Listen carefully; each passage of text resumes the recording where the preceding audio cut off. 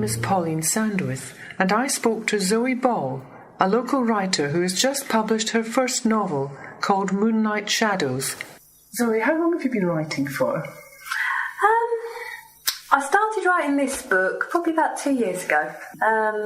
It's taken time, obviously, with the demands of working full-time.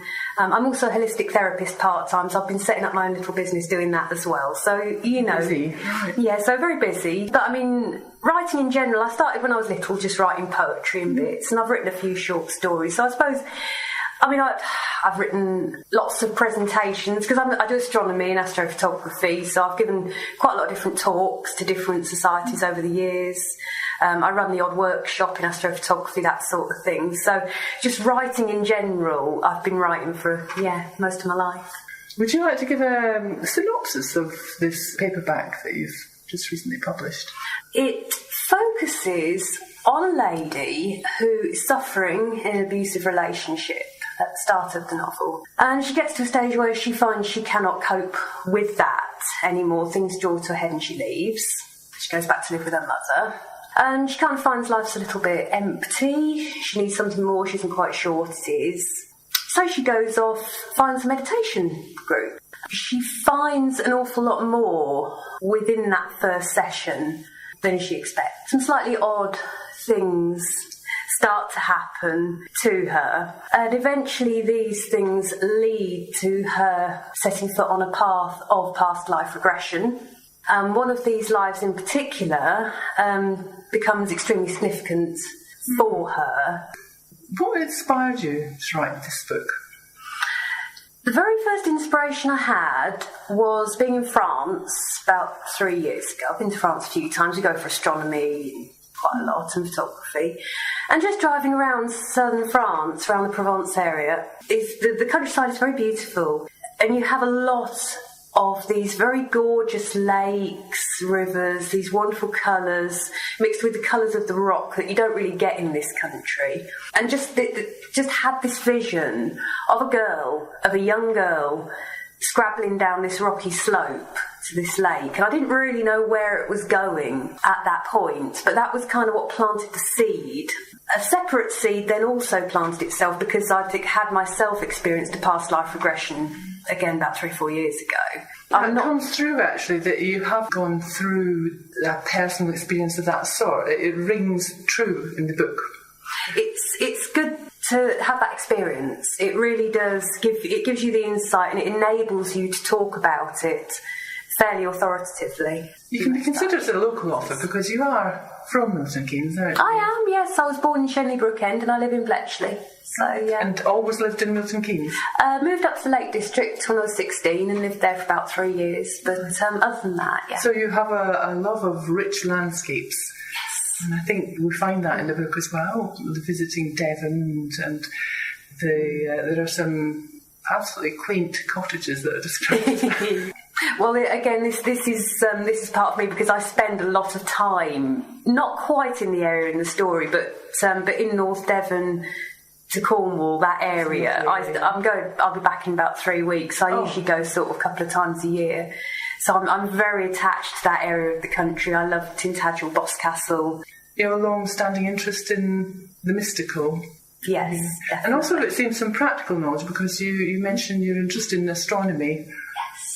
Do you actually look through telescopes at the sky? We do. We have 2 observatory domes. Where are those? In my friend's garden in Bletchley. Wow. What is it like to self-publish? It's challenging. It's fun. It's hard work. I think you learn a lot. You're getting your voice out there. Yeah, it's... I think I didn't know it to start with. I mean, I think the book started off purely as an exercise in can I do this? And then gradually, as time went on, I thought, okay, yes, I can do this. And gradually the idea formed in my mind and I thought, yeah, actually, that's probably so was it a discipline and a routine that you had to get into to write? Did you include it in your day or did you just sometimes sit down for a long session at the weekend or a holiday? It was just snatch time, to be honest. Yeah, it was just sort of as and when, because life isn't necessarily very clockwork for me. So it was just, you might have a weekend, if it was a quiet weekend, and I might sit and do lots, and another I might not do any, or, you know, I had a week off work and I did lots. So you can write in different environments, or did you have... No, all different environments. Uh-huh. Yeah, I've done quite a lot when I've been away on holiday. And I think that's probably part of why I enjoy the self-publishing process. I like, even though it's hard work, you know, you're your own copy editor, your own designer, your own proofreader. Any errors are yours alone. But it is that artistic control. Yeah. And that is really nice. Yes. You know, rather than a more traditional writer, once they finish writing, that process is essentially taken away. So how do you then get an objective view on it? Do you give yourself time and read it later, or do you hand it round to select?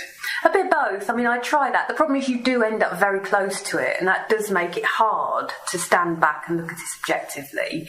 But then I do have a few friends who have been quite good and sort of read it and, you know, given feedback and that sort of thing, which is really, really useful. My book is available from all good ebook retailers at £2.99, and it's available in paperback from Amazon at £6.99. And it's also available through me personally, so I'm out there. I'm on Facebook. Do you connect with other local writers? I have a friend who is quite involved in the local music scene, and she has a lot of artistic sort of friends. So, as I say, I know a couple, not terribly well. I'm hoping to get to know more. I think it's just nice to connect, really. You know, I mean, chances are probably a local writer wouldn't necessarily be doing the same kind of work that I'm doing, but I just think it's nice to connect and... You would have shared experience. This is it. It's the shared experience. And you've described this as your first novel. Do you see yourself doing one? Oh, definitely. I'm writing the next one. Are you? I'm writing the really? next Does it have a title yet? The working title is Mother Earth. So that may change, I don't know, but that's the working title.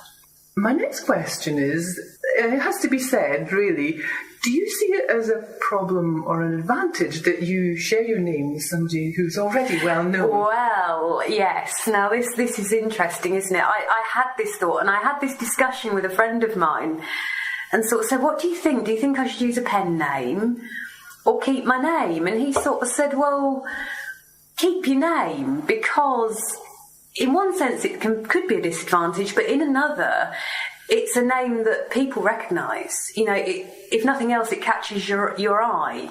I think it's true. When I mentioned it to somebody else, they mentioned it back because of that. And then I found I remembered your name.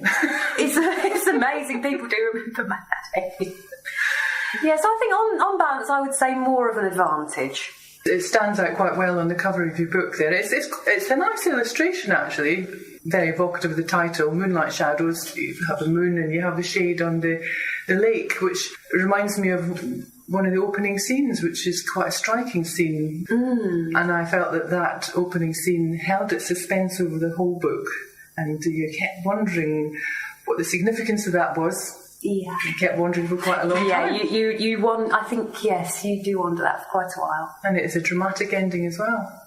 Well worth reading. And I look forward to your next book. Thank you very much. That was Zoe Ball speaking to me, Pauline Sandwith. Zoe's book, Moonlight Shadows, is available from all good ebook publishers for £2.99 and also from Amazon for £6.99. Details and links with further information can be found on the CRMK website.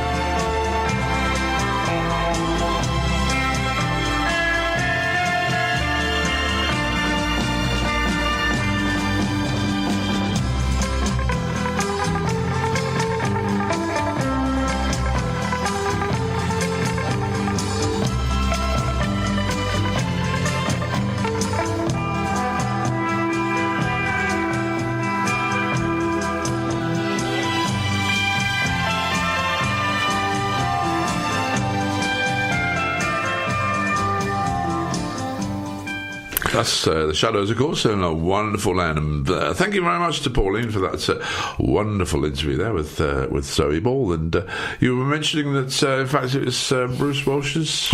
It was his birthday this week, yeah, apparently. Don't know how old he is, but we could probably find out later. But I've got too many things on my screen at this moment in time. Why have you got too many things? Well, I've got a few more what's-ons. There's some lovely, great stuff coming up at St Albans Civic Hall. We've got John Mayall in concert on Thursday the 23rd of November. He's been in the business over 50 years. I mean, I saw him at the Stables about 4 years ago. He was brilliant. And I used to see him at the Marquee Club in the 70s, or 60s, actually. He must be approaching 80, I think, now, but he's still going strong. Lives in America. The godfather of British blues. 23rd of November. Then we've also got, coming up at Harpenden, the Stylistics. That's on Tuesday the 21st of November, if you remember them. Direct from the USA with their greatest hits in concert. There we are. And then we've got Jim Davison, 40 years on, at the Bishop Stortford Theatre at the Rhodes Arts Complex. Bishop Stortford, a bit of far away from here, but people, if they like Jim Davison, will travel, I'm quite sure. There's no two ways about that at all. You know, it's interesting, really, that Jim Davison, I suppose he had a really awful few years, didn't he, over this... well, eating a rat or something, wasn't it? Or eating a hamster, was it? No, wasn't he accused in the Jimmy Savile type thing? Oh, he was, yes, wasn't he? And, but found not guilty, you know, so... Yeah. But it had an adverse effect on him, unfortunately. Yeah, returning more locally, we've got at the Stables, we've got tomorrow night, we've got Fleetwood Mac, yet another tribute band. A lot of tribute bands about, isn't there now? And there's a legend of a band coming up in March of next year, tribute to the Moody Blues, my word. Pam Ayres, you remember Pam Ayres? Yeah, I do, yeah. She's on at the Stables on Monday. Mary had a little lamb. Yeah, £29 So I had a bear. Yes. Well, it's not too bad, actually, you know. But I tell you what I do find really rather interesting is that my hit or miss show on a Sunday morning here on CRMK between 10 and 12 is similar to our pop and rock legends, actually, in that when we used to do the what do you call it, the pop puree, you know, because, but what is amazing me at the moment now is how many artists are still clocking on and they're still active, and you know, they're in their 70s. It's funny because either die young, or they die very old. There don't seem to be any intermediary period when they should have died. I had one or two last week, actually. One or two died, 44, 40. Yeah, one was 44, and the other was 52. Who's that? Because I missed the show. I can't remember the names now, but you know, it's amazing when you pick up some of them, and you know, you think, well, I haven't heard of them for a long time, so they've got to be long dead, you know. And you look, and no, they're still active. Yeah, well, I was watching a thing about can't remember his name now, an actor who was in Bridge on the River Kwai, American actor who was a drunk, who died at about 55 or something. Barry Norman, I don't know who he was. There's somebody called Norman. I thought it was Barry Norman's brother, possibly. He was a film critic. I thought Barry Norman died a few years ago, but he only died, in fact, in June of this year.